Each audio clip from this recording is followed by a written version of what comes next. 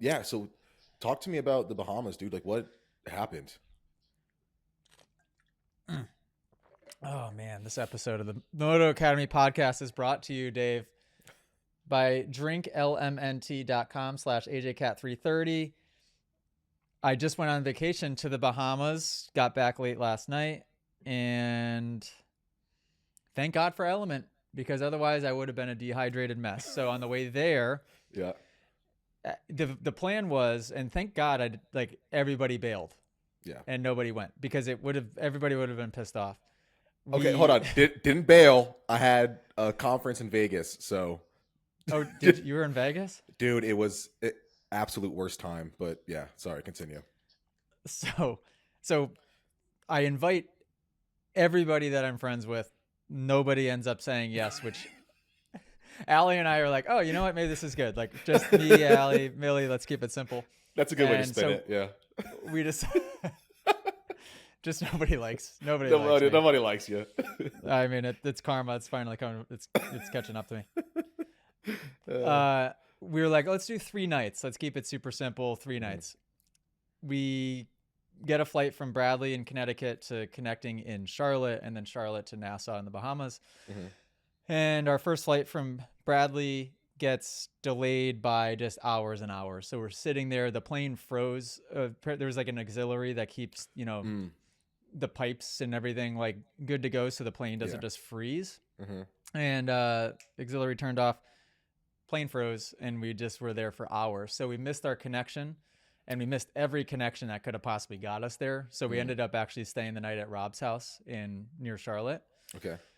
So we missed out on the whole first day, and the first night of the hotel that we booked at the Baha Mar, the Mhm. Grand Hyatt. So the same one we stayed at last time. Okay. Cool. Good place. And awesome. And I can Yeah. confirm because it was when we went, it was 2020, Hmm. and I was still, we were still kind of brokies. Yeah. Yeah. Yeah. So I think my taste was a little different, and yeah, just perspective was maybe a little different. So I was Mhm. wondering if I was going to like it still. Yeah. And I can confirm it's Still. awesome. Yeah. It's Still awesome. sick. Yeah. And it's much more fun too to go when you're not reading the food menus from right to left, as cameraman Cam would say, Yes. because the food is so like Allie got a bagel in the morning with salmon. Hmm. And it was $35 for a salmon bagel. Like that's just an example of like Yeah. Yeah. everything was Everything is so jacked up. Oh my I god. think well because when we went, I stayed with Jeremiah, and at one Mhm. point, because I'm Mr. Frugal. I like to like plan and make sure everything. And he like I was like, okay, so if I move this and that, and I save for this, he's like, David, you're not gonna have fun if you're like just stop looking at like how you're gonna acquire funding for this and move this. Like stop giving yourself a vacation budget, which I feel like when we're on vacation we like to have fun. Jeremiah is good But at that yes, philosophy. yes, he's like, don't do that. You're gonna ruin your time. Which listen to Jeremiah, and dude, I can't tell you everything. Even the excursion we did, Allie was like, what was it, like a grand? She's like, come on, you're gonna want to do it. I was like, you know what, Jeremiah's right. Here's the card, Allie, and boom, dude, we had Yeah. the best time. Never gonna forgive you for when we went into like that private cove where they filmed 007, and you Uh, guys were just on their flippers just like flopping every once in a while, and I'm like twice your size, so I have to like really and you're like, dude, Dave's working hard. I'm like, dude, I'm dense. Dude, just sinking. I'm just sinking. I'm like, dude, I need a life jacket, dude. you never regret you never regret maybe extending yourself a little bit more Yes, to make enjoy the it. experience and enjoy the experience. So Yes, that was honestly Jeremiah was one of the first people to like teach me that because I was same yeah, mindset back then yep, of like trying to cut corners here or save a yeah, little money here and don't yep. do this excursion or don't do this thing, and now it's like Hmm. yeah, forget it, like Yeah, let's do it all. it's um so much fun. so we miss out on the first night. We get there Mhm. and we got one full day. So we got 2 nights and one full day and then flew out the next morning. Oh So my it was like gosh. we just got just a little taste of it. Mhm. But the good news is like it's pretty easy, assuming your plane doesn't freeze and you don't get stuck in Charlotte. Yeah. It's pretty quick and easy to get there. Yeah. So I think Allie and I are going to go back either in February or March and just do another 3-4 day thing. So Gotcha.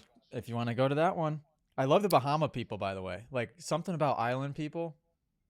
Well, I I just mean, want to. at this point, you are like half Caribbean, dude. So, I know that's I mean, that's. I Tony's feel that accepted way. you into the fold. So, I click with those guys, I wonder if that's a man. thing, dude. Like, because I don't remember not knowing you, but I wonder how it was for the Tonys to see each other. I wonder if you get that from Tony, like your dad. Yeah, If I like do for sure. they just locked eyes and are like, "Hey, you have a van, I have a van," and then immediately just. I wonder what that was like because I don't remember me saying hi to you. I'm David, like never ever. Yeah, that's a good point. Do you remember that? Do you remember saying hi? I'm AJ, No, it's like we were basically like an arranged marriage. Like I right? don't think we had much of a choice. Yeah, exactly. So yeah, Yeah, I don't know. I've been trying to run away from you forever, but just you keep pulling me back in. I can't quit you. I know, I know, I know. But Tony, I will say like Tony Cat has the same. He's got the same draw from whether Yeah. it's the just he's got a huge black fan base. It's He amazing. really, and I don't. The Yeah, Catanzaro name, it just draws in the blacks, and I just don't. just, what is it, dude? I need to do a 23andMe. I need to figure out really maybe. it's just like 45% like Nigerian, and we're like, oh wow, Man, dude, I didn't know AJ was some Haitian. It's crazy. it all makes sense now. The blacks love AJ, man. That was crazy. Wow. So we're gonna do an A2 Supercross breakdown. Yes, The downloads, Dave Drake's. The downloads have been up. The downloads have been up. People have been I liking like it. it. I like it. Good feedback on Dave Drake's being co-host. So we're gonna Sweet, love stick it. with it. I'm gonna send you my equipment at some point this week. Is there another race this weekend? Phoenix. Okay. Yeah, So it'd coming be up. sweet if I could get you some of this stuff in time for this weekend. And those of you that watch the podcast, hopefully it will just continue to level up a little bit more Yeah, visually and audio wise. So that way there's more continuity between Dave and I. yeah. I did a little background switch up too. So I like to always just put a little Easter eggs in the background. If you're watching on YouTube, so the proper like landscape wide Mhm. version, off to my left shoulder, we got a picture of me jumping over Tony Cat as he's reading a motocross action magazine. Okay, that was Well, how long ago was that? I was like 4. Yeah, crazy. And it was funny because he set up the shot to where it looks like I'm jumping over him, but I'm Mhm. actually jumping behind him. Good. So, but it's just like such an epic shot. It's in my backyard. Yeah. So if you're wondering what the heck that is, that's what that is. Mhm. Anaheim 2. Let's start with the track. Finally, it's Love like it. we talked about it at A1, and somebody heard us. Another sick track. Yep, I agree. Yeah, this is we're getting spoiled now, which is saying it's sad that 2 tracks in a row is spoiling us. Tells you the state of Supercross, but this track, I'm looking at it from your perspective, and I was like, man, I bet you there's a couple of guys out there that are having the time of their life on that track, minus the rain, of course. But So what? what'd you like Yeah, about it? love the over under. I love the Mm, fact that the overbridge was not like out of some super sketchy tight slick corner. Wasn't like a 90. You could actually get some speed. You could rail the inside or outside for the sand, and then you had that long straightaway. So not only did like the Dave that loves like a decent scrub, he got what he wanted, but you also yep. had enough runway to really utilize that obstacle in a cool way, coming at it with speed, really see like which line was better, inside, outside, and then you could power your way through the starting line straight into that next left-hander. So I love that aspect of it. I do like, and it's hard to say which section, but kind of like where they have like the scoring tower, they had like it was a shorter section, but they were going three in. Like I think Jet and a couple guys were 3 in. That was a really cool thing to see because it's really we don't see The many one guys that go. Deegan cased? Yes, you don't see Yeah. many guys that are going like 3 in and getting super high and then going on. That was super cool. I thought that was a really cool feature, but it just made for some great racing. Like some really cool lines developed. 100%. Would you So, would you like? Would you like? well, let's yeah, we'll stick to the track for now. I have a couple things that I popped on Race Day Live for like 10 minutes Mm-hmm. and I popped it on just in time to see the fight.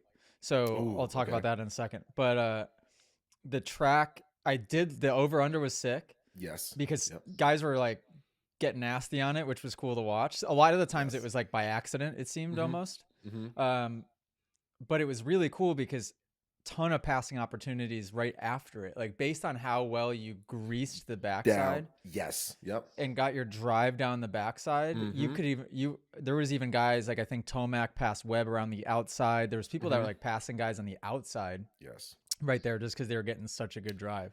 Yeah. So that section looked, as a rider, like that looked fun It and did. not And like super to difficult either, just like fun and exactly. floaty. And like that is how you properly take obstacles and like put them in their proper place.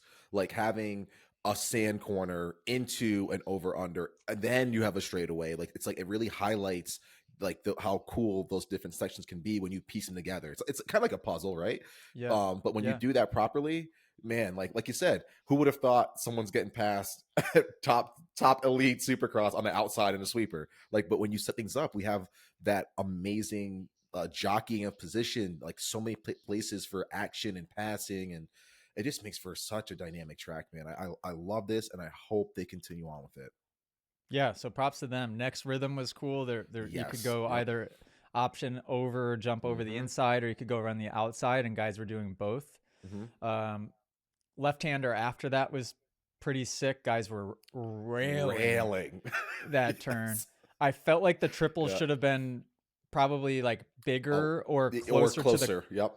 to the turn because it was Mm-hmm. weird because guys were railing the corner and then they'd hit the flat spot and just get wheel spin and Mm-hmm. like come into that triple just going, I thought, way too fast. Mm-hmm. Um, the next rhythm was kind of cool. Like they never really showed an angle on TV that did it justice, but that Mm-hmm. rhythm went around a corner a little bit. Yeah. Yep.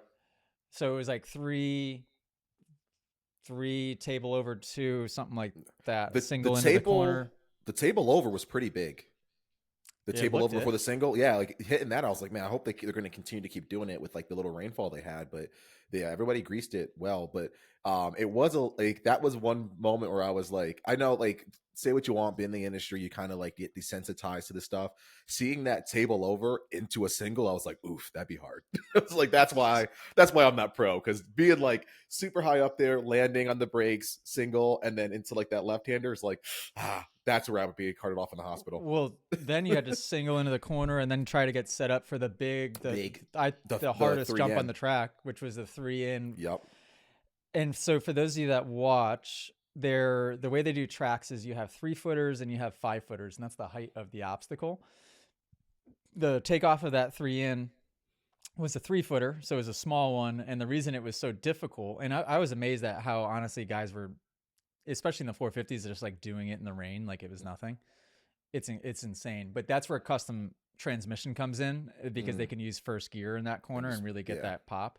Mm-hmm. Like you could hear jets. It was just so, it's so interesting. I would die to ride one of those factory 450s just to feel what that first gear is like because it Yeah. just looks so easy to grunt over stuff like that. Mm-hmm. But so it's a step up. Not only is it a big triple in, but it's a step up, Mm-hmm. which is what made that so difficult. But that section was sick. We could talk about like Deegan's case in that when we get to the 250s. I really loved the jump into whoops. I love a jump into whoops. I think Mm-hmm. it separates the men from the boys of like, okay, Yes. who's willing to actually click up to fifth on the 250s and carry some speed into these things, and Mm-hmm. who's like a little bit nervous and will check up. And then back to back whoop sections. Yeah. Perfect. I Yeah. So I love seeing that. Winchester, Robbie was trying to talk me out of doing back to back whoop section at Mm-hmm. Winchester for our Supercross track, Mm-hmm. and he wanted to do a sand section there instead. Mm. And I'm telling him like, we've got to do back to back whoop Yeah. sections. Like, it's just It's such a fun. it is. It's sick. It's a separator, and it like it makes you better. Like everyone that does it, yeah, you're gonna hate it at first maybe, but it makes you a better rider. Like having that obstacle back to back, but and it makes for great racing. So I think that's the way to go. One thing you mentioned, the 3-footer versus 5-footer. I have a couple of questions popped up from there. Are there any other obstacles on the track that are pretty like standardized and like, oh yeah, I can tell that that's a 3-foot because they always build a 3-foot lip, or hey, I can tell this landing's a 10-foot because they always build a 10-foot landing. Like, are there any other weird obstacles that like people at home really wouldn't know exists? Um, yeah, I mean, typically, yeah, because you're dealing with 3-footers and 5-footers most all of the time. Hmm. Now, what will change and is the dirt and the steepness of which they build it based on the dirt. Hmm. So, although it will feel the same, it doesn't, or similar, it doesn't feel the same.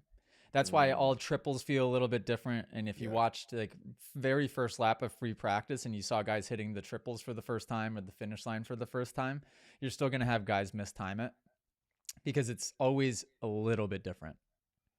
But I think when you get enough experience, you can get close enough to where it's not like you're OJing it, um, like what Prado did. Yeah.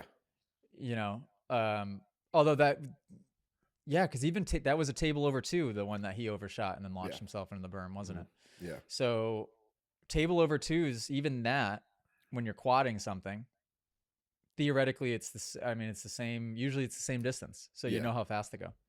Gotcha. Because like, yeah, looking at especially free practice when everyone's like, "Oh, I'm just gonna try it," like second lap, it's like, "Oh my gosh, how do you know how to do that?" And I know you get that question in every class, every every person that signs on and downloads the app. Like, hey, how do I know how fast to hit this tabletop? How do I know how fast to hit this double?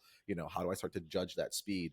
So it's cool that you guys have that, I guess, measure to always kind of go off of. But I imagine, and even with different dirt types, just from free practice to the night show and then the mains, I'm sure that jump face is completely different with the ruts, with how has to be reshaped over and over between sessions. It's got to throw in another variable, yet alone having to do it at speed, right? So interesting. Yeah, and the track workers are darn good at like the consistency of shaping things how they should be, Hmm. but it's still, in Supercross especially, the tiniest discrepancy in the takeoff is going to pop you and shoot you different. Yeah. It is amazing though how well you can trust the track guys like to Hmm. to do their job, because a good example would be like 250 heat 1.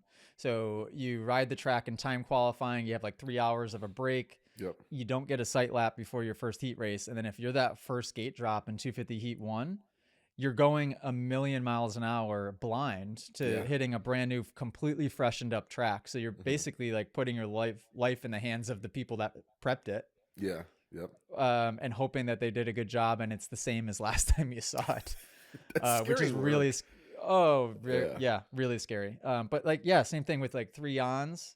Hmm. You typically know exactly how fast they go because 3-ons are one of the more scary obstacles, because Hmm. coming up short sucks because you're into the wall of the tabletop. Going long is even worse because if you hang a wheel, Yep. then you're in trouble. Yeah. Um, yeah, Supercross is no joke, but I guess like comparing it to what most listeners would be doing, which is Moto, you do at least have the one benefit of like professionally built track and it's measured.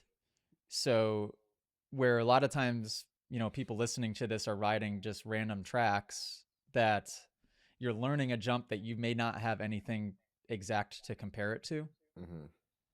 You're kind of just like guinea pigging it for yourself in a sense, Yeah. or watching and listening to other bikes. But Yeah. yeah, Again, it's all um, scary work, man. Such scary work. Supercross is scary work. Yeah. But track was sick. I'm gonna give it a 9.5. I'm gonna give I the will. track a 9.5. I would I would agree. I definitely would agree. There's some obstacles that I would love to see brought back. Dragons backs. I thought. I mean, where that thing went, it would be cool to see it brought back. Maybe some bigger bowl corners. And I know I talked about it, I think, last weekend. Like Dallas '05 is my measure of a corner, man. Watching Reed rail those things, that'd be cool. But I'm happy. Like, if this keeps up, man, I think we can say like this is probably the best track series that we've had in a long time. You brought up factory transmissions, and one question I have for you is: are you ever able, or were you ever able to hop on a custom semi factory or AJ tuned tranny? And like, what was that like, and how does that differ from the bikes that the rest of us can go out and buy in a dealership? So I rode Jet and Hunter's bike, Hmm. uh, practice bikes, although their practice bikes are pretty darn good. Now, I Hmm. don't know. what's done to their transmissions. I'm Mm. not sure. I do know that their bikes felt like it was cheating. It was so easy to ride. Mm. Um, let's see. I also rode a JGR 450 at club. Um, I also rode Millsap's JGR 450, Yummy Yamaha days. JGR, yeah, Hmm. which would have been 2012. So I rode that bike. I don't know about transmissions on those ones because these were all practice bikes. But Oh, okay. yeah, imagine. I imagine that the practice bikes are. It'd be Yeah, important to match that transmission to the race bike. for sure. Um, the biggest differences in Supercross on a 450 at least is like you've got maybe a polished neutral, so that way you can go into first gear like most everybody. I'd say it's pretty common that nobody wants to ride in first gear because then you run the risk of shifting from first to second and just Yep. ending up in neutral, Hmm. which especially when you're talking Supercross and jumping, you don't want to end up in neutral. So, like in my 450 days, I would avoid first gear at all costs because I had stock transmission and I knew there was like a 50-50 shot. If I'm going from first to second gear, Hmm. I'm hitting neutral. And on those bikes, like if they're running and you basically can't hit neutral if you tried. Mm. So you can go down to first, you can get that grunt out of a tight corner, Hmm. shift up to second in the air, and And know with boop. confidence that you're going to be landing in second gear Yeah. and not neutral. Yeah. That's see, yeah, that would be killer for like especially newbies that are learning shifting in the clutch, like little kids. That would be sick. But like, how much of an advantage is it to have your Huge. second gear go super long, your third gear go super long? Is that a big advantage for 250, 450 pros? Yeah. Yeah. That's probably one of the biggest separators. I mean, just the first gear thing alone in 450s, every single track I can think of, first gear would have been an advantage in at least Mm. 1 to 2 key sections to where Yeah. I either couldn't do the 3 in because second gear I couldn't get the pop that I needed and I Hmm. wasn't going to go down to first. Or it was just made 10 times more difficult. So it was like Mm. I would be inconsistent with the obstacle, or just it would tire me out because it was so much effort, or it just took so much setup in the turn. Hmm. When you watch the factory guys, they do not. I mean, Jet is a very good example of this, but a lot of guys were doing a good job. That small to big triple N that we were talking about, Yeah. it's amazing how they can just rail that tight rutted corner with no setup whatsoever and just Hmm. yeah, just carry that speed Yeah. right in. If you were to watch me do that on my 450, I would be like, all right, up. Okay, let really get set up here for a second Yeah. and Yeah. like, And yeah, point and like, shoot. Yeah. yeah. So I'd lose probably a half second just sitting there like trying to get that corner set up right and make sure I did Hmm. everything perfect, where they can just kind of carry through and just piece it together. When I talked to It's Cade, that's what he's insane. like, that's the difference. I was like, what's the Hmm. difference between like uh let's say a ninth to 15th place guy and a first to seventh Hmm. place guy, let's say?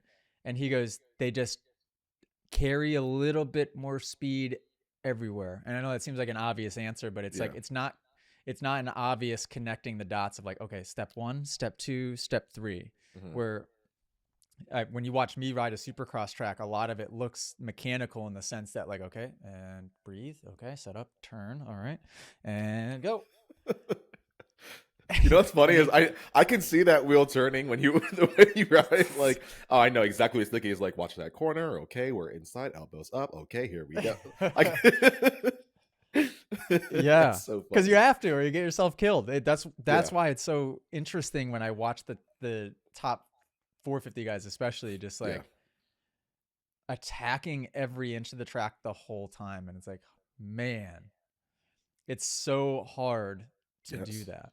It really, and you brought up a really good section too. Like, to think like most people would see that and even take it like a step further back than you. They'd break early, come in, choose their rut, get in, and then look down, shift, and the mere mortals and stuff. But um watching somebody like a Tomac, or I'll even take it back, like someone like um who's a Ferrandis or Savachi, the way that they can know where they want to put their bike and, like you said, point and shoot, and it's just one smooth process. It's not like a you can't tell what they're thinking. You can't tell that it's like a, hey, here, this is step one, step two, step three, and then we're up. It's all just one fluid motion. That is just, it's crazy to fathom. I know, like you mentioned, from your perspective, it's difficult, but you're doing it a lot faster than the rest of us.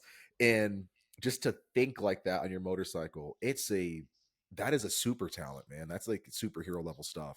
So just the fact that so many people are just like, oh, there we go. There's a 3 in out of this 2 foot section. We're up. Like it's just crazy to me to think about that. Yeah, and maybe I guess that's the one thing I wish TV did a slightly better job of, is like explaining to people how difficult it is. You'll see somebody bust out a huge quad and they'll just kind of like brush it off of like, oh yeah, he did it, cool, and they'll just kind of, I know they're trying to carry the show and they're talking about a Mm-hmm. million other things, but there's so many things that are happening that are incredibly high level. Yeah.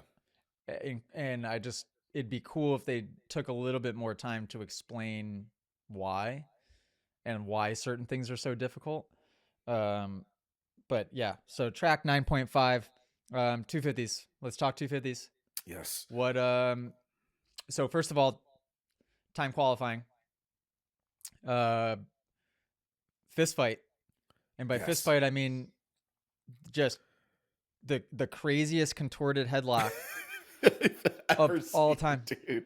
I was Oh so my happy gosh. because I turned on. I don't often watch race day live, and like I Mm-hmm. turned it on, Yeah. and they brought Reed on, who I really enjoy listening to. Reed is. I would love Me to hear too. him as more of a commentator, because he just, first of all, just says what he wants. Like Yes. you could tell he doesn't have much of a regard. Like he's not trying to please anybody. Mm-hmm. Um, and he is really articulate in explaining things. Yes, and I talked about that last night on the stream. It's like there are very few people, and this translates over to testing. I'll say that there's very few people in this world that can take what they do and translate that into like a, hey, this is how I did that, and also, hey, guys that are setting up my suspension, here's what the bike feels like it's doing. Here's how I think it's going to translate to what you can do to my bike. Reed is world class at that. If you watch his vlog, the guy can talk about the way he wants a bike and why, and I think he applies that to just the sport in general. Like he's a student of the sport, knows the sport, loves the sport, and can regurgitate that out in the right ways. He is way more analytical than I think people give him credit for. And the fact that he's been in this sport for 100 years at the highest level for a long time, that just makes for just a guru of a motorcycle analyst. Like this guy knows it all, seen it all, and can tell you why something is happening or what's about to happen. It's invaluable to have him there. I'd love to see him, Stu, Ricky breaking things down, and then watching like all of their like shared knowledge, but also you start seeing the egos pop out of like, yeah, Jet's going fast. I mean, I went faster in '06, but like a little bit of that, like I would love to see the banter back and forth. But man, yeah, you touched on it, and not enough people will ever give that man his flowers for just how good he is at doing that. Yeah, I loved listening to him, just for the few minutes. But it was hilarious when I think it was at AC and Brayton, when they talk, I can't tell a difference. They sound like the same person. Mm-hmm. So I think it was AC, but the fight, they were like showing a shot of somebody coming through the whoops, and you could see it in the background, and he caught it right away, and then it just pans in tight shot Mm-hmm. right on the guys, and I'm like, oh my god, I can't believe. And then nobody was breaking it up. It felt like it went. For a minute, it went on forever. Oh, it felt like it went on forever. It was like, Yeah. and then the one guy was so committed to this headlock, it was insane. I've never got in a fight on the track, but I can understand. I guess anybody that rides and races could probably understand like why that would happen. Mm-hmm. You are so heightened. Oh yes. I mean, somebody could like look at you the wrong way, and you're gonna want to get in a fight with them as you're out Mm-hmm. there, because it's like you're Mm-hmm. just trying not to. You're trying to survive, Yes. really. Yep. Yep. It combined with also being competitive. So you have the competitive edge, and then you also have like, Like it's like almost like probably like a fight or flight response, and oh, then big time. you're upset because someone's derailing not only your efforts, your time, your money, and threatening your livelihood. Like, oh, dude, you're a Spartan in that instance. Like, you're going to war. But one thing that I want to touch on, and I love this sport, I love everybody in the sport, I love the at all levels. Can we do like a dirt bike fighting class for people? Because I'm so sick of watching them. I'm like, dude, get up, stop grabbing to their helmets and really fight, dude. Like I mean, like, and I don't condone violence, but if you're gonna do it, I hate the freaking I grabbed this helmet and I took offense to that. I'd be like, dude, drop your bikes, rip the helmets off, and freaking world star, dude. I want to see I want to see some of that. Like Yeah, have the helmets would need to come off probably. oh, dude, for sure. Have you ever gotten to a point? I think I know of a couple, but I want to hear from you, like your experience. Have you ever got to a point where you've wanted to like rip somebody off their bike and just start throwing haymakers, or have you gotten to that point where you guys are like tussling or something? No, not tussle. No, but there's many, many, many, many moments where, yeah, time qualifying almost would be one of them where it's like somebody just ruins a good lap where it's Yes, like, dude, just pay some attention and get out of my way. I'm And thinking of usually, somebody. oh yeah, because usually it'd be the same Same people person. over and over and over again. You Yeah, know? you and I are thinking of the same person. I just remember Oh how yeah. they're the nicest dude. You just hate them so much year after year. It's just it's so nice, and you're just like, I hate him. I'm like, really? Well, because also like I would take so much of my own, too much so to a fault. Yeah, I would get out of people's way, as you yeah, should. hmm And it's almost like you see, I saw Barsha do it to Roxon, and like there's certain guys that are out there that really just don't give an F hmm about anybody else, which that's probably, I guess, how you should be. yeah, But it's infuriating when you're like doing everything you can and putting in just a perfect lap, and then you have like one corner left, hmm and it's just some guy on his slow lap going right in the race line, and you're yeah, like, oh my god. So that's probably what happened. hmm And then yeah, I can empathize for it because you could see them like committing to this headlock situation, like it was just life or death, hmm and then they just stop and didn't even like look at each other after that, but it was like they probably just had a moment of clarity, like, oh well, This is crazy. yeah, this is Yeah, insane, like yeah. that was very stupid, why did I just do that? The walk off was a little weird. Usually, it's like, yeah, well, next time I'm gonna get Yeah, off. this You're one you could tell it something. was like both of them were like, ah, Uh, whatever. you want to go get Chipotle after this? You busy? Yeah. Yeah, it was Yeah. like they appeared at driving at the wheel, and they're like, "Uh-oh. How did I get here?" I don't like it. Putting his weave back in. Like, no, that part was yeah, that was a little crazy, but So shout out to those guys. yeah, that was cool. Beaumare in qualifying, sick, so fast, I mean, so we're gonna fast. sound like broken records every weekend, but I'm just more and more impressed with Beaumare. And dude, he is so young. Like people forget this isn't his fifth, sixth, seventh year in the class or in the pro ranks. This dude, and he's not even like was an amateur phenom or nothing. This guy looks like he just figured out that he deserves to be up there. He deserves to be at the front. And he's not letting anything slow him down. Not Deegan's words, not the pressure, and he's riding like a Dungy, just with that confidence and that I should be here. And it's so refreshing to see that in this class, man, because it's a lot of rookies, a lot of kids are making mistakes. There's a lot of people who are tenured in the sport for that long, and I'm constantly impressed by the way that he rides. And is there one or two things that you could pull from some of the top 450 guys that you can see that Juju's exhibiting like week in week out? Like what are some similarities? Like who would you liken him to this early in his career? It kind of feels like a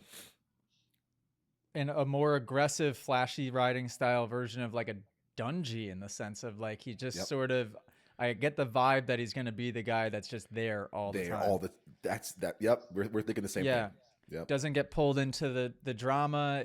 Like even with, so we did a podcast. This would have been over a year ago, probably, where, and we did a podcast clip. It was like Deegan versus Beaumare, like who's the better rookie, and then hmm it like didn't age well right away because it was like Deegan was just very obviously better in that first Yeah. year, and now it's it's really interesting to me. Like in the heat race, was it the heat race, right, where Deegan caught up and Mhm. just stuffs him in the corner, like completely unnecessary. Like there was just that was a statement, kind of like Yes, yeah. that was an obvious statement move. The look back was like, come on, did you have to? And Beaumare, is that how you say it? Beaumare? Bomare, yeah.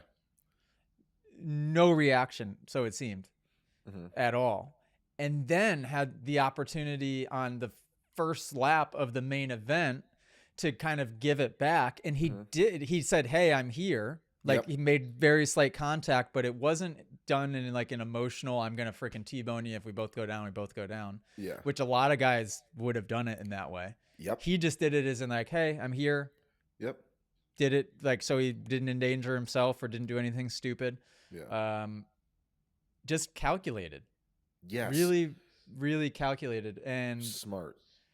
I just I wonder, like last week we made up Cole Davies' entire backstory. I Mhm. wonder what his We really did.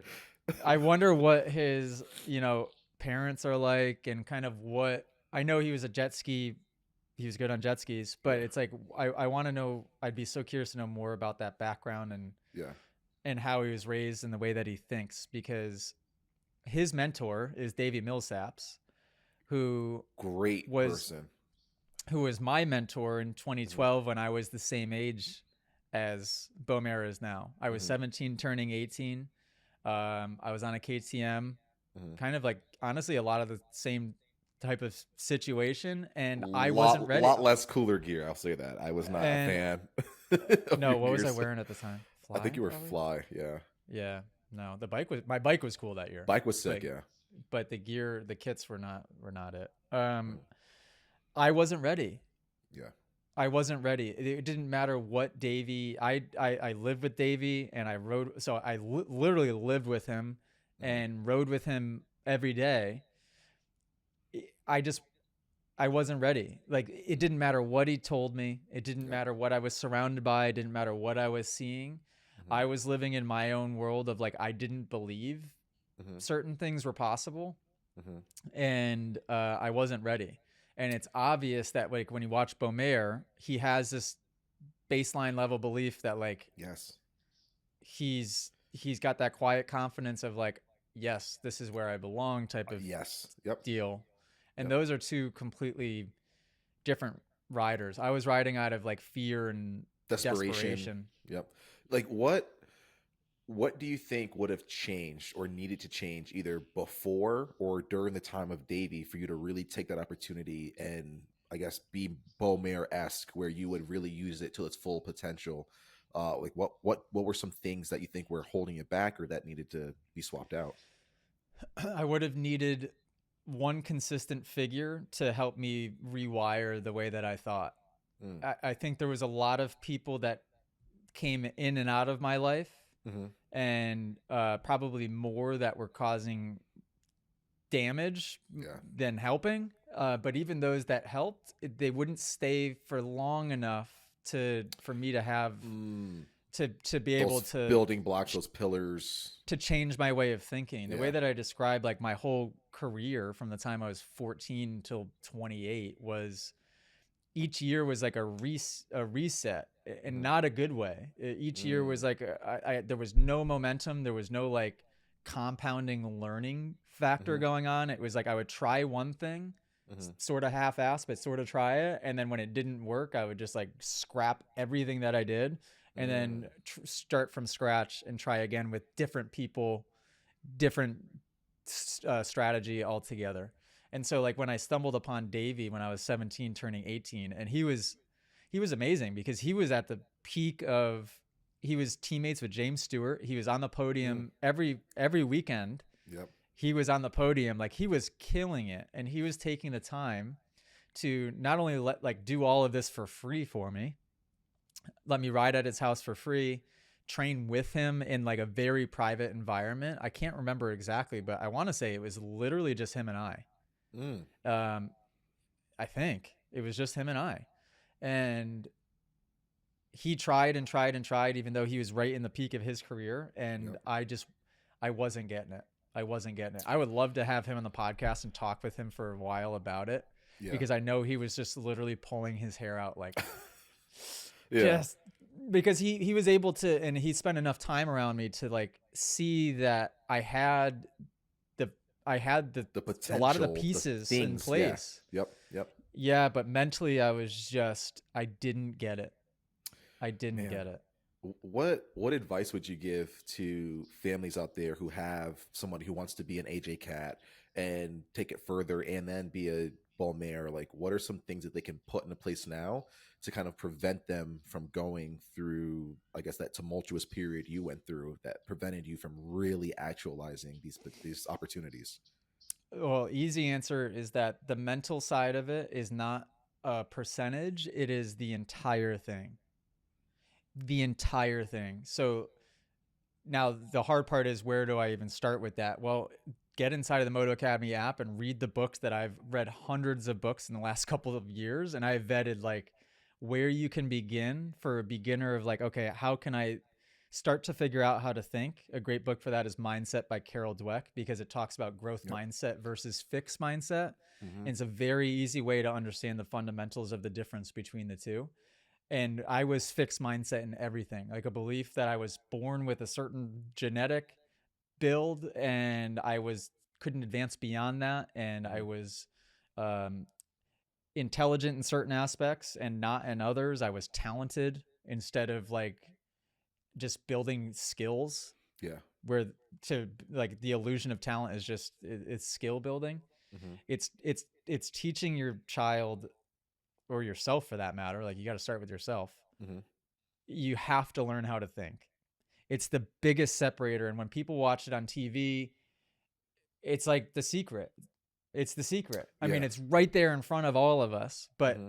it people don't want to believe it because they don't understand. They want to Yeah. think it's a bike, or they want to think it's this guy got this opportunity that this person wouldn't get. It is a Yes. completely 100%, not even 99%, 100%. It is a belief system. It's a way of thinking. That's wise advice for a lot of people, because it's not. I mean, when we were growing up, how much did our dads talk about mindset?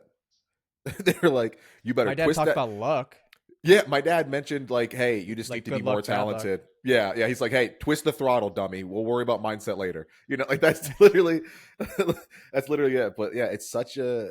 I think it needs to be more emphasized. Which I'm so grateful that the Moto Academy app has that aspect of it. And you can start to see the rise in people who are like becoming more cognizant of like, hey, my mental state is what's really going to dictate how well I can even implement the things that I'm learning.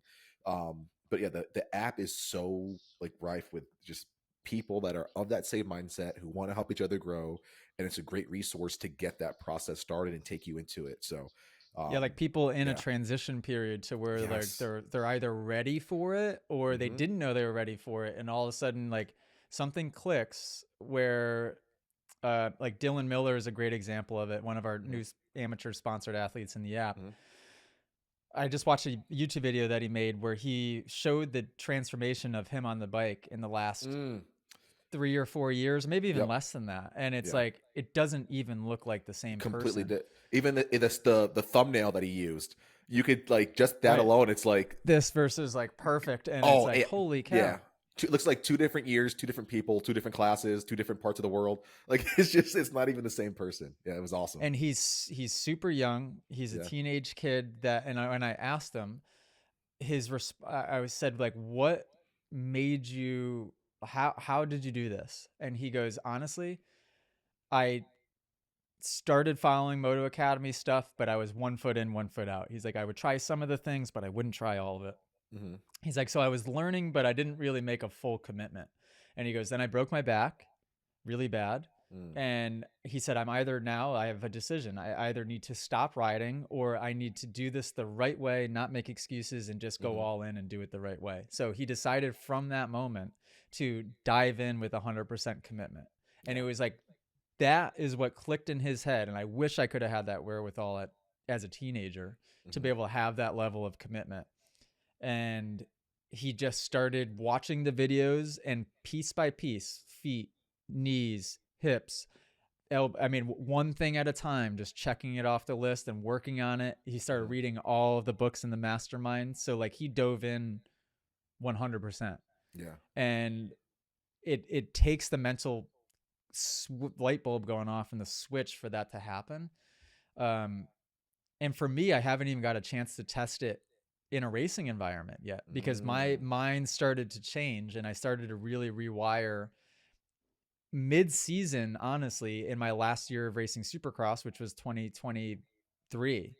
Yeah. Yeah. Now I started to before then, but it was like it hadn't really kind of reached that um what's the term, flywheel effect. Like it Yeah. was very early days, and so in racing, it was like it still was a little shaky. Like I would Mhm. go back to my old self pretty easily, right? Yeah. But where it's become obvious is just in every other aspect of my life, my relationships, my Mhm. relationship with Allie, especially my business, like Mhm. everything with the business has taken off the last couple of years. And that Yeah. is not just coincidence. That is because I have now a completely different, like fundamental belief system in what I am capable of. And Yeah. when I say like what I am capable of, everybody has limitless potential. Just Mhm. a matter of like, can you unlock it by understanding that you have that or not? Yeah. Yeah. That's such a good way of looking at things. I wish more people would do it. Call to action, like we do every time. Hop in the app. It's really it's going to be so beneficial for so many people, Yeah, and because you're takes you then far. surrounded by people that are like Yes. that consistently, and even if you just pop in that app for 10 minutes a day, 15 minutes a day, Yeah. it will only be a matter of time before you start operating and thinking, changing the way that you think and Yeah. forming new habits, and um, yeah, and for me, it's important even Hmm. because it's if you're not around that and it's very easy to form a new habit that might not be a good habit and all of a sudden Yeah. your thoughts are different. You need to be around it all the time. Even before I Nonstop. hopped on this podcast with you, I was listening to Jordan Peterson just released a podcast episode with Tony Robbins, Oh, and okay. it's a Awesome. few hours, and I Hmm. just started the first 30 minutes of it or so. Hmm. um I'm always listening, either reading or listening to something like that to Hmm. just drill it in, drill Yep. it in, drill it in, because it's just habit building. It That's really really. all it is. Tony Robbins is a sleeper to listen to, man. A lot of people like they laugh at Oh, him he's because it's great. like because of he does like the seminars and stuff, but he really is that dude. That dude believes in himself, like he really does. Well, he believes in himself because he believes in humanity, Yeah. honestly, and he believes in the limitless potential in every single human being. Hmm. And it's just a matter of the way that like he would explain it, and Jordan Peterson, the same thing, just would explain it a little bit more maybe complex. Is that it is up to the individual to figure out the like not the exact details of their journey, but like what they want to be doing and Hmm. the mission or the goal, and like I mean I guess the mission is a good word, Hmm. and then the rest will sort of figure itself out on the way to what your mission is. Yeah. But you need to be able to think about that a little bit. Most people don't have a freaking clue.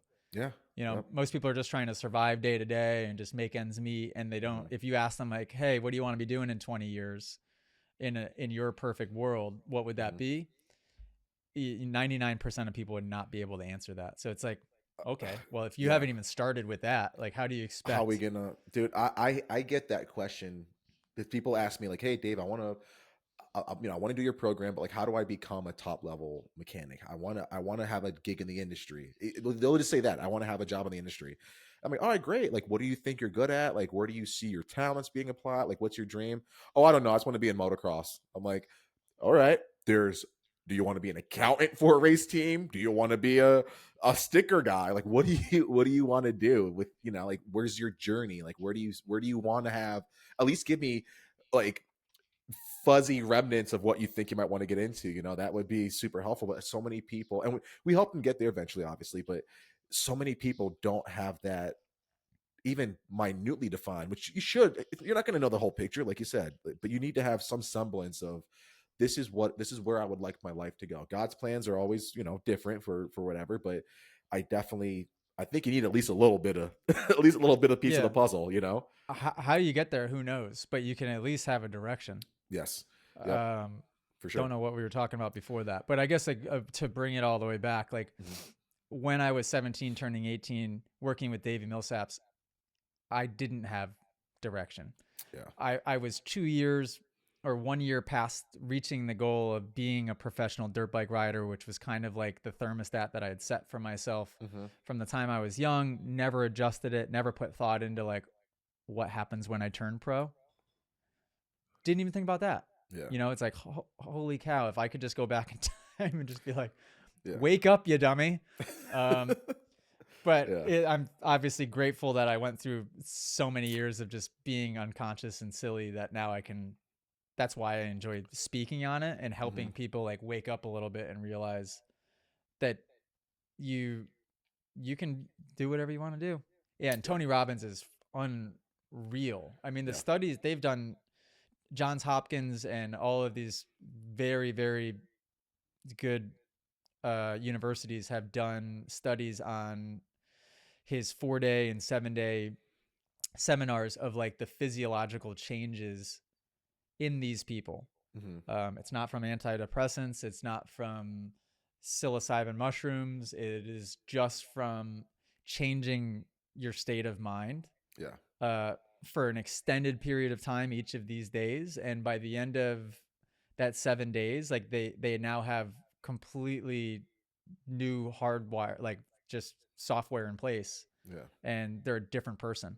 And Yeah. they've done studies even where they've checked back in with these people a year later or 4 years later, and the percentage of them that have remained changed is insane. Where like Mm. if you look at the effects of SSRIs, I think is what they're called, like an antidepressant, Antidepressant. Yeah. Yeah.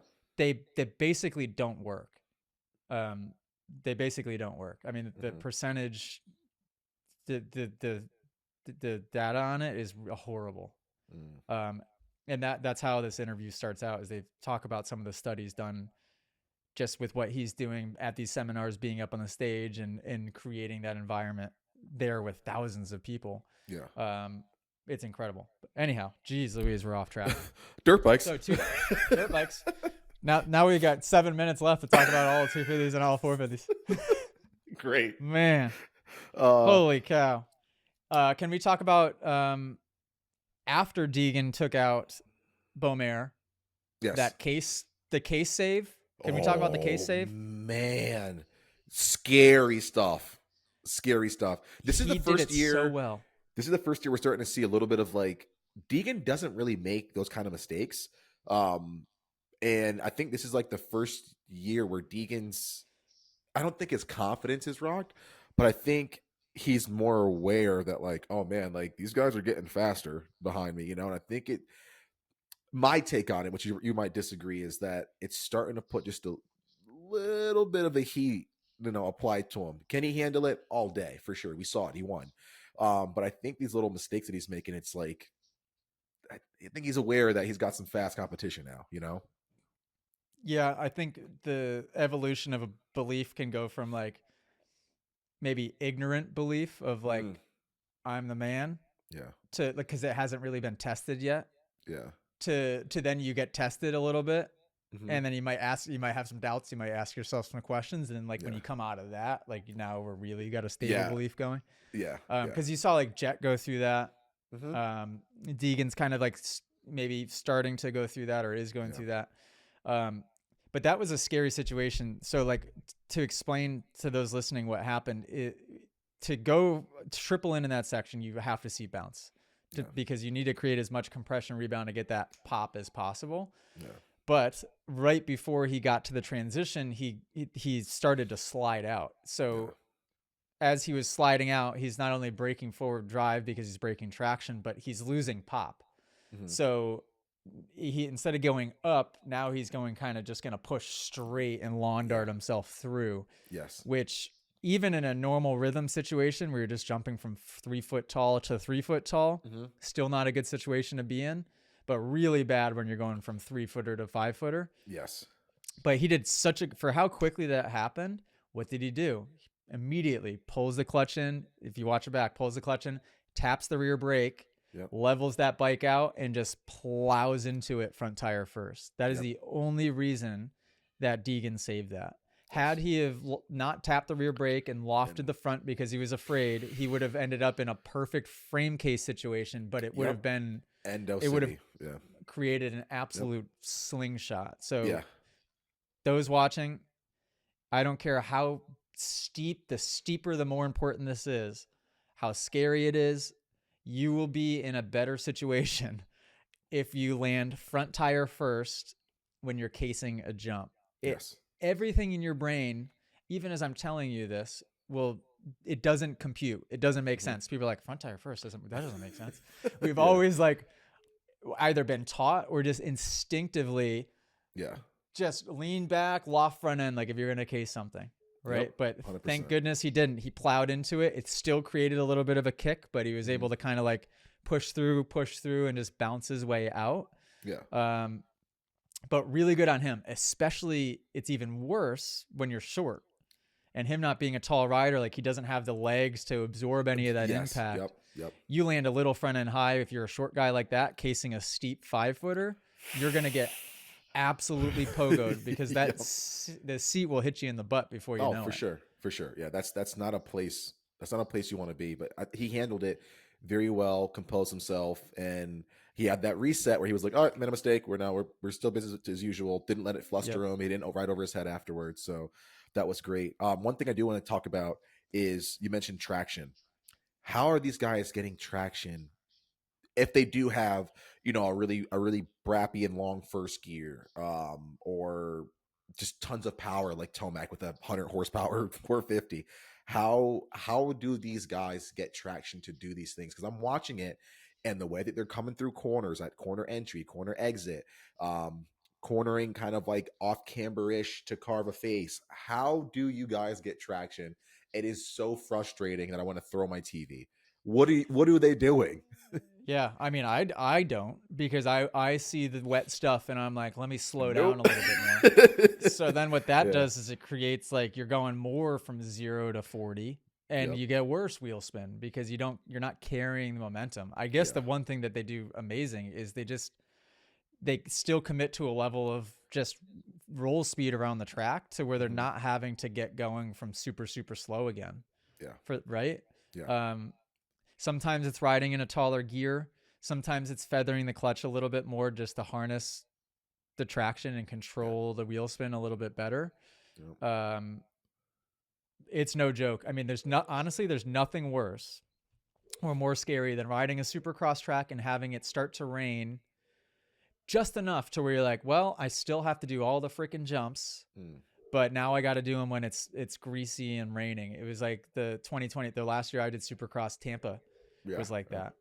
And it was raining just enough to where I'm like, gosh darn it, we're still jumping everything. Yeah. But it's like you just I love that taking it. Dang it, they're jumping. It's like, dude, yeah, it's super like it's like stop raining or just rain way more Yeah. and make it so Yeah. I don't have to do any of these jumps, because people I'm sure can relate to this. It's like when it's raining just enough to where like everybody's gonna still ride the track as normal. It's no joke. Yeah, it's a pain. It's no joke. Man, that's so funny. Other 250 stuff. Cody Schock, freaking the man. Phenomenal. Love to see it. All of PC guys are dropping like flies, dude. But your boy, Drew out Adams. there doing phenomenal. Doing really, really solid. good. Not surprised. So Drew Adams learned Supercross when I was living and riding with Jet and Hunter. So I was around Drew every day as he was learning it. And he right away was super fast. He would away was faster than me, but I was just way better than him in the whoop. So like by the end of it, our lap would even out. Yeah. But his corner speed and like right away, even pushing through rhythms, Drew is very Phenomenal. fast. By the way, when you rode with him, speed. that was like his first year on big bikes. So I know. I hope you realize when you were racing him, that guy had just gotten off of a super mini. So just saying. I know. He still has to learn whoops a bit better. You could tell like when they pull the camera to him, he's still going a little straight arm, a little hunchback. Yeah. So you could tell he's still a little bit questionable about the whoops, but that comes at another year and he'll probably he'll be better with those. But everywhere else, what do you get? Great. 7th or 8th, I think. I mean, Yeah. nothing crazy, nothing super flashy, super consistent. I love that kid. He's like Yeah. really respectful, just wants to Yes. work hard. Sick style too. Like he can toss a whip like nobody's business, which I always like. 100%. Yeah. But gone are the days of guys turning pro and they're 17th and 20th. And I think now when a kid goes pro, that's like a pretty well-known amateur, expect them to be right up there. Like the sport just elevated so much. It's crazy. Absolutely crazy. And it's not just the ACs and the Tomacs anymore that are going to come up and start doing well. You're going to see, I think, just the class of riders that are coming out of like MTF and training with Raynard and all these other guys. It's going to keep going. Well, I think we talked about it last week or the week before. We're in a huge transition period to where if, in the next year or two, basically the whole 450 class is leaving. Mm-hmm. Right. And you're going to have a wave moving up to the 450 and you've got a whole bunch of new guys, teenagers starting to come into 250s. So you're seeing this big turnover happening right now. It's crazy. It's cool. It's cool. I can't keep up. I don't know who anybody is, but jeez, it's fun. Shock looked awesome. Shock looked super just racy. Yeah. In the heat race. And his defense in the last corner, in the last couple of corners to win that heat race, super impressive. Like it's tough to, not that I've been in that position to win a heat race in the last lap, but I've been in the position where you have to defend in a couple of corners to go. And it's so hard to figure out like what the heck you're going to do. It is. Oh my God. It's like a game of chess, but being the person in front when you know that other person's coming, it's like, I don't know. Like, do I go inside and just, like, you don't know. Yeah. He did a really, really good job of that. So it was well played. What else? 250. Cole Davies, again, super solid. I mean, the most Kiwi I've ever heard speak in my entire life. He got on the podium and the only word I understood was MX bikes. Everything else that he said, I have no idea. It's 4 or 5 New Zealand slang terms that I've never heard of. Dude, it's funny. Like he doesn't have like the New Zealand. I won't say New England. New Zealand, like the super high pitch. Like, well, it was good. We had kind of a nice, little, like you know what I mean. Like they have like that high pitch sort of. No, it confirmed. Listening to that, he's got to be working. He was working on the farm. I mean, I know so we said our that last suspicions podcast. were right. Yeah. Oh, he's got it with the way that he taught. He's a true Kiwi New Zealand folk. Yeah, I mean, there's no question. I love that. But he seems cool. Like he didn't give a crap. He just was talking about whatever. That's the type of interview that I want. Or Deegan just talking crap. I want that. Beaumare, as much as I like what he's doing on the track, podium interviews put me to sleep. Mix it up. So say something. Say something. Just swear at the camera. I don't know. Say something. Or not.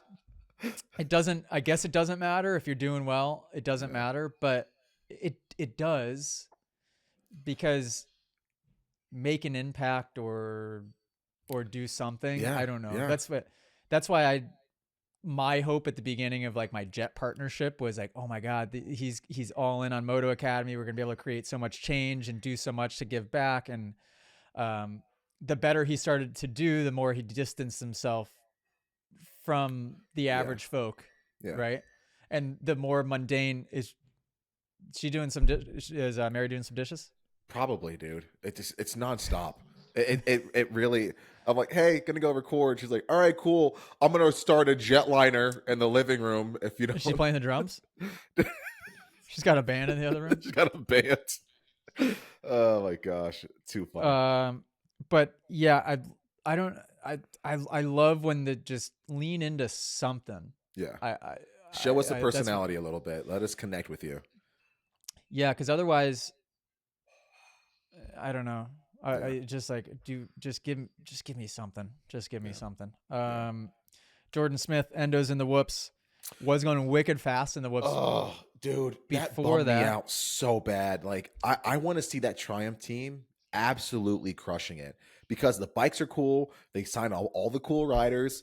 And like, I hate to see them have bad luck. You know what's going to happen every once in a while, but I'm bummed. I love seeing Smith on the podium every weekend. That was, he's been riding great. He really has.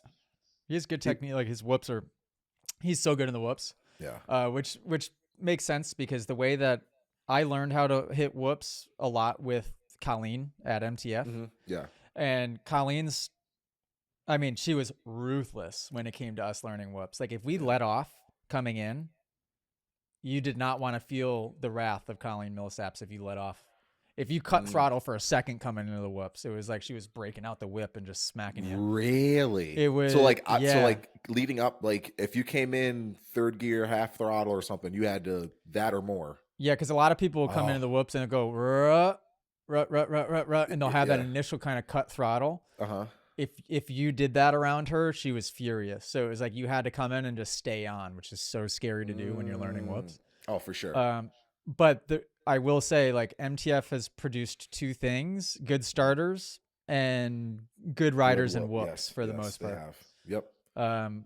Because if you think like Jordan Smith, great in whoops, Savachi's super consistent in whoops, Barsha. Barsha's good in whoops. I'm sure there's plenty of people I'm forgetting, but Yeah. Davey, amazing at whoops. Yeah. Yeah. So, and then just endos himself, lands so gently though. Like even though the bike landed on him, he Yeah. landed in the perfect spot. It just sucks because to blow a podium like that on the last lap, that's gotta hurt. I I would I would rather get dead last, start to finish, wire to wire, than be in a qualifying position for like an LCQ, like be the number fifth guy in an LCQ, or be up there in third just to be teased and have it dangled in front of you and like, oh, you watch the front, now you're seventh. It's like, Yeah. why can't Yeah, I just be seventh? like Billy Laninovich in the 250 LCQ where he's just perfect qualifying spot and just Dude. stupid crash all by himself. And he was kneeling down on his bike. You know, he wasn't Yeah. hurt. He was just like probably just saying a prayer. I'm pretty sure he's quite the Christian guy, but it's Yeah. like, oh, I've been there, done that Dude, plenty of times. it's got to be so heartbreaking, man. Ugh, yeah. 450s. 450s. Let's talk about it for 35 seconds. What do we got? 450s. Jet, Roxon. Roxon. Roxon's Loved the it. points leader? Red plate on a 20-year-old bike. Come on. Shout out. Absolutely insane.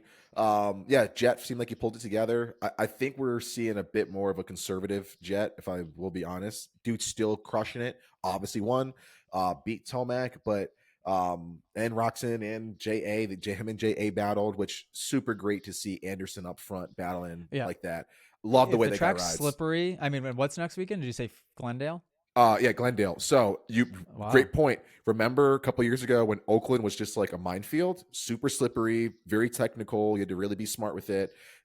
Anytime it rains, anytime it's slick, he's up there, and the way that he can again get traction, especially doing flat corners where it's super slick, that guy hauls the mail. So it's no surprise to me that he did good.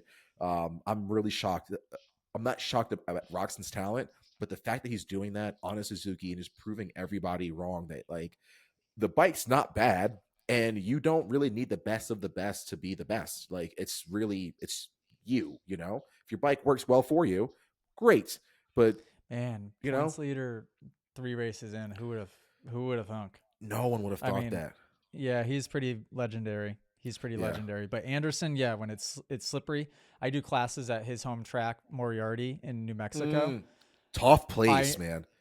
I know why he's so good at slippery, because that track, when it dries, it gets really windy there too. When it dries out, holy cow, does it get hard packed and slippery. Holy cow. So you learn how to ride in that, and you're good. It's almost like good sand riders. Like if you can figure that out when the conditions are like halfway kind of going on the way out, like they don't care. They're so dialed with that type of stuff. Grew up near Southwick and I'm the worst sand rider of all. I should not be. I live 30 minutes from the track. Should not be that bad. Horrible at Southwick. Well, Southwick's a mindset too. Speaking of mindset, like I would get so in my head about that place, and then it wasn't until I turned pro that I kind of looked at it a bit different and thought of it as like the challenge, because that was one of the races that got the most rough, and I just enjoyed the struggle of like trying to survive 30 minutes with it that rough. Mm-hmm. But racing there growing up, amateur days, I dreaded it. Oh my gosh, it was the worst. Especially like, dude, 65A, 85A, the most stacked every single year, dude.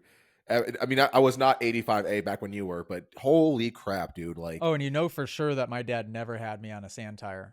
Definitely yeah, not. definitely had the Definitely same not. D756 that the rest of us had. 100% ran a 756, and everybody else was running like the Pirelli Paddles. Scorpion when it first came out, Yeah, which was just a massive paddle. So I just didn't yeah. stand a chance.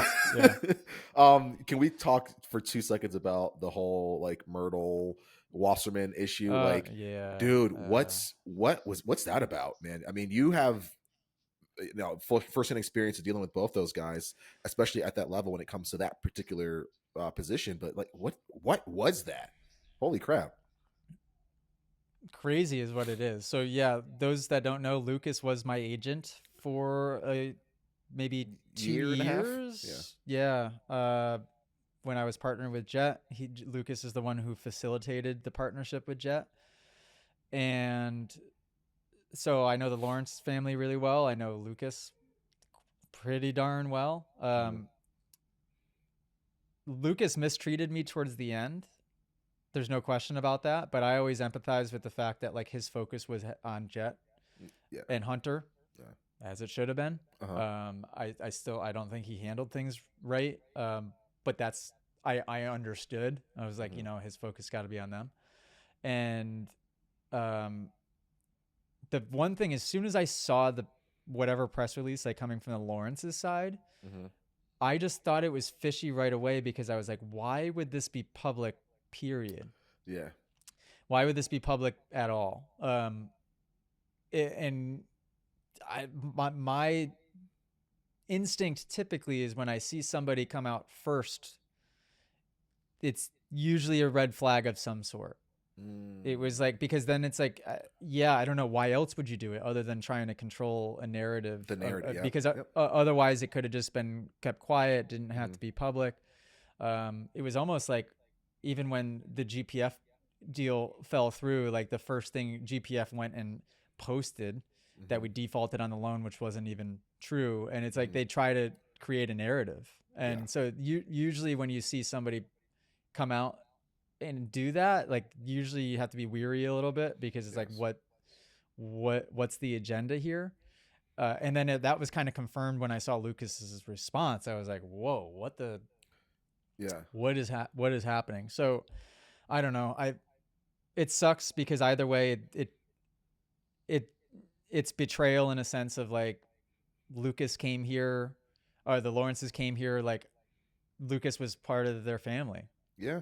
Yeah. Um, so it sucks. I hate to see, like, bottom line is that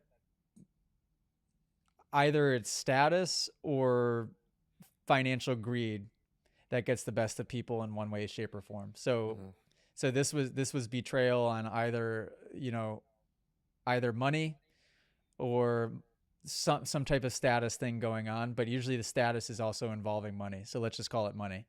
Yeah. It sucks to see money pull people apart, For sure. and it sucks to see money make people make bad decisions and selfish decisions. Um, yeah, yeah, I don't like it. I Same. hate it, and I also hate when like people jump on to judgment. Even though Lucas mistreated me at the end of our relationship, I Yeah. still don't judge the situation because guess what? I don't know the details.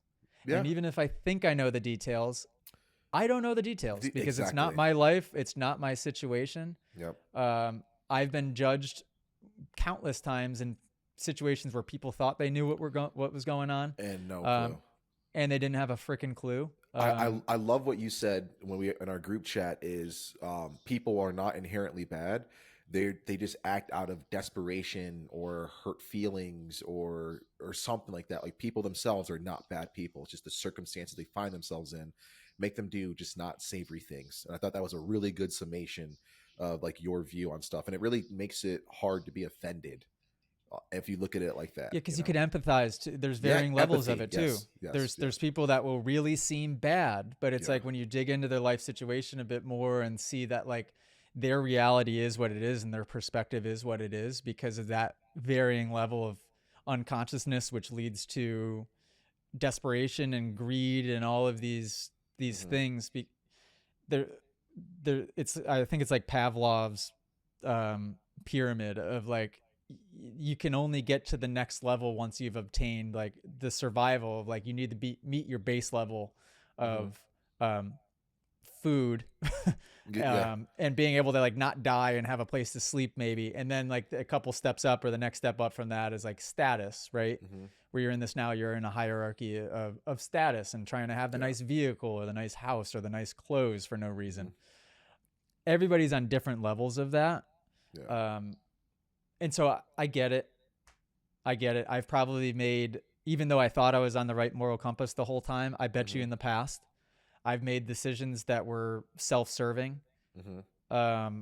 as well as everybody has. So it's Mm-hmm. like, yeah, the advice I guess would I'd give somebody, anybody, is just like, just don't judge. Just don't judge it. I mean, Yep. and certainly don't compound onto that poor person's negativity that they already have going on. Yeah. I hate that crap. Sage I hate that advice. crap. Just let it be. Yeah. Sage advice. Overall, loved the racing. Thought we got some really cool stuff. Like I said, I love seeing JA up front. Holy crap! Do we have parity? Jamie mentioned it on our stream. I think we look at the top 12. We're like, well, any one of these guys could win. So how do you? My fantasy could be, I don't even know. Tomac's, coming through the pack in like 15th. Uh, Roxanne's moving forward on an old Suzuki. I mean, it was just crazy. Cooper's up there. Anderson, Barsha could have a sneaky good one. So this we have been I treated hope to they keep some. giving us good. I hope they keep giving us Yes, tracks like that. Skimmer I whoops. pray to God, dude, please. Yeah. 180 bull turns into whoops, jumps into whoops.